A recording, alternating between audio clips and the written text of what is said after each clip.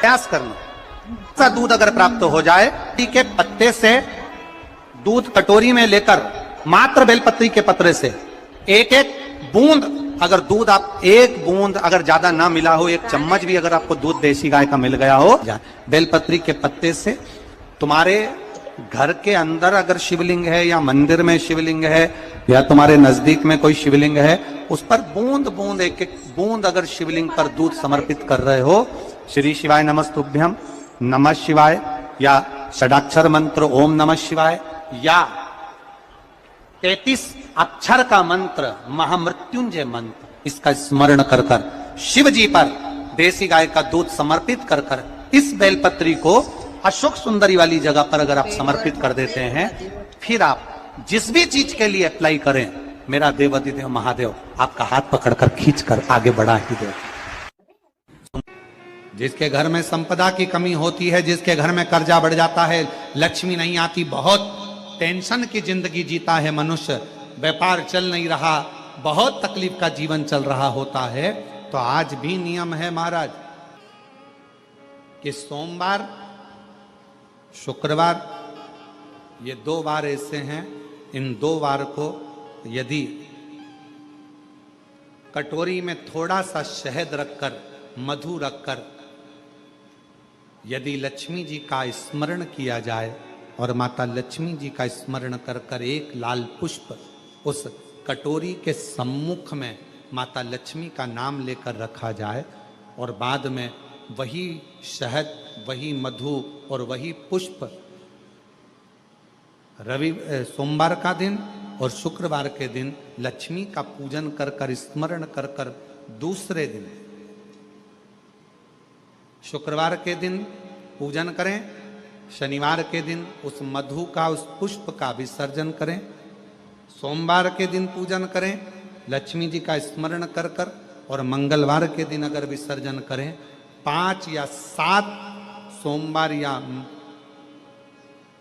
शुक्रवार को यदि आप मधु का भोग लक्ष्मी जी को लगाना प्रारंभ कर दें, शिव का नाम स्मरण कर कर, तो उसके घर में कभी संपदा की कमी नहीं होती, लक्ष्मी उस संपदा को बढ़ाओगे। 5 सोमवार पूर्ण होंगे, अगर करो तुम्हारा दुख है वो समाप्त जरूर। अगर कष्ट का जीवन चल रहा हो, तकलीफ की जिंदगी चल रही हो, या तो 5 सोमवार या 7 सोमवार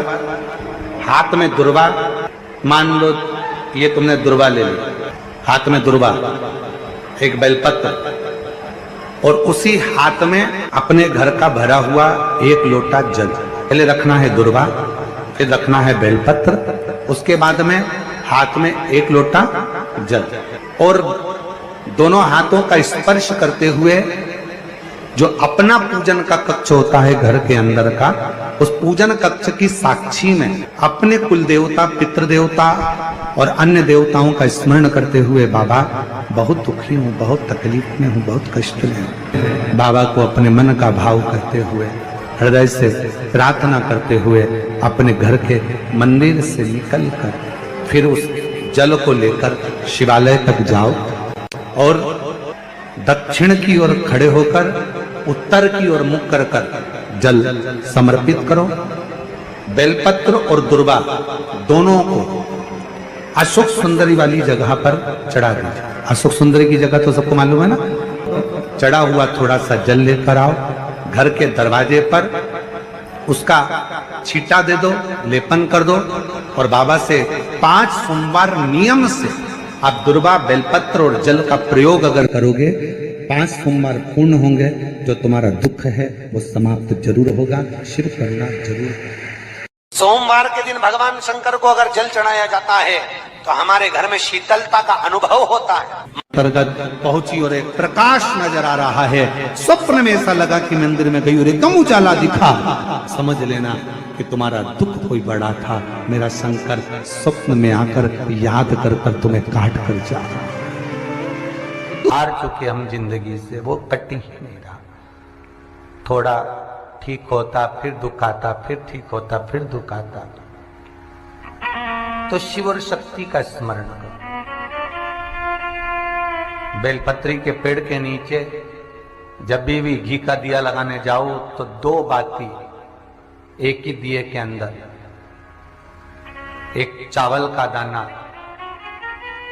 उसमें डालकर अपनी कामना कर कर फिर जलाओ। 3 या 4 सोमवार करके देख लो क्या जा रहा है। मान लो कोई ऐसा दुख आ ही गया कि वो कटने का नाम ही नहीं ले रहा। श्रावण के महीने में केवल शंकर जी की आराधना होती है, और भादों के महीने में शंकर भगवान, पार्वती मैया, गणेश जी, सदानंद कार्तिकेय जी, अशोक सुंदरी, भगवान शंकर की 5 बेटियां जया, विषहरा, श्यामली बारी, दौतली, देव, ये सब प्रसन्न होती है। ये फुलेरे में जो मालाएं लगती हैं, ये फुलेरे में जो फूल की मालाएं लटकाई जाती है, ये भगवान शंकर की बेटियों के भाव से तुमरुका जी बाच रहे हैं उसको। जिन तुमरुका जी का घोड़े का मुंह है, शरीर सुंदर है, मनुष्य का है, देवऋषि नारद जैसी वीणा है उनके हाथ में, एक हाथ में करताल है, वो तुमरुका जी, वो तुमरुका जी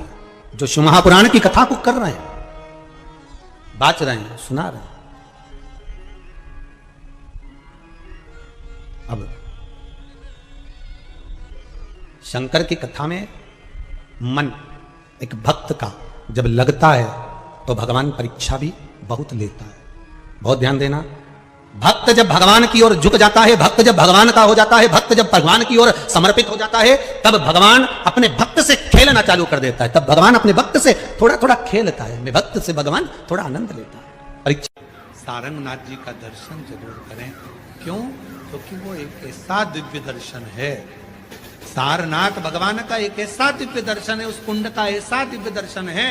जहां पहुंचकर हम जो कामना लेकर, अगर कितना भी जीवन में ऋण पड़ा हो, कितना भी कर्जा पड़ा हो, कितना भी दुख पड़ा हो, कितनी भी तकलीफ पड़ी हो, अगर काशी में सारनाथ भगवान का दर्शन यदि कर लेते हैं तो हमारी जिंदगी के सारे दुख धीरे धीरे धीरे धीरे, हमारा कर्जा धीरे धीरे चूक जाता है, समाप्त हो।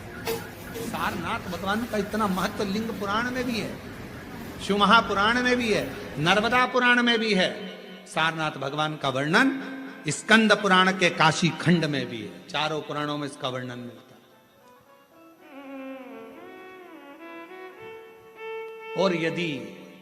संसार का कोई व्यक्ति अगर मान लो काशी में जाकर सारनाथ भगवान का दर्शन ना कर पावे और उसकी जिंदगी में बहुत कर्जा है, इतना भी धन नहीं है कि काशी जाकर सारनाथ भगवान का दर्शन करे, तो शिव महापुराण की कथा कहती है अगर बन सके तो 5 बेलपत्र, 5 दुर्वा, 5 कनेर का पुष्प, 5 काली तिल हाथ में रखकर सारनाथ भगवान का स्मरण कर कर भगवान शंकर के मंदिर में शिवलिंग पर समर्पित करें, और शिवलिंग पर समर्पित कर कर सारनाथ भगवान का स्मरण कर कर लोटा भरकर जल शिव को समर्पित करे, उसी का थोड़ा सा जल झेल कर लेकर आकर अपने घर व्यापार के ऊपर छिड़कना प्रारंभ करे, धीरे धीरे 3 महीना भी नहीं लगेगा, व्यापार वृद्धि करेगा, कर्जा चूकना प्रारंभ हो जाएगा। सारनाथ भगवान का इतना महत्व, बोले सारनाथ महादेव की, शिव का इतना, उसको जाने, उसको पहचान। शिव महापुराण में 2 शब्द दिए हैं कि भगवान शंकर की आराधना करने वाले को भोग का भी सुख होता है और मोक्ष भी प्राप्त होता है। भोग से मतलब क्या है? कोई कामना, आपके जीवन की कोई कामना हो, आपके जीवन की कोई उम्मीदें हो, मुझे ये प्राप्त करना है, मुझे ये प्राप्त करना है, मुझे ये लेना है, मुझे ये प्राप्त करना है, वो उम्मीद। सारनाथ महादेव, सारनाथ महादेव, आप में से कोई गया है काशी में? सारनाथ महादेव का दर्शन किया आप लोगों ने? काशी में सारनाथ महादेव हैं, पीछे वाले हाथ उठाए हैं, ये लोग होकर आए हैं, माता जी भी होकर आए, इधर से भी कई लोग उठाए। काशी में सारनाथ महादेव हैं, और जो दर्शन कर कर आए हैं उनके चरणों को हमारी तरफ से नमन है, प्रणाम। काशी में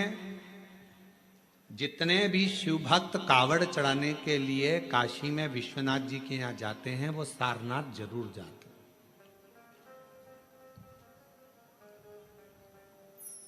कौन है ये? कहा एक सारंग ऋषि